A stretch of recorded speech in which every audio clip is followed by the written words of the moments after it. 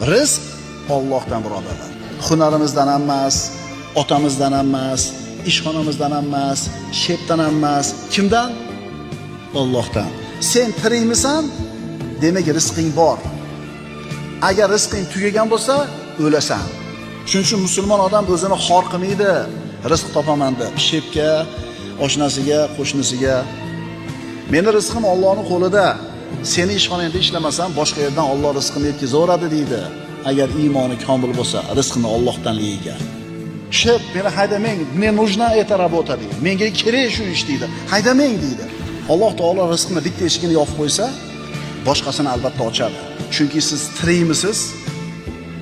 Robbis subhanahu va taolo sizni rizqingizni o'zini zimmasiga olgan. Xotirjam bo'ling, qo'rqmang, cho'chimang.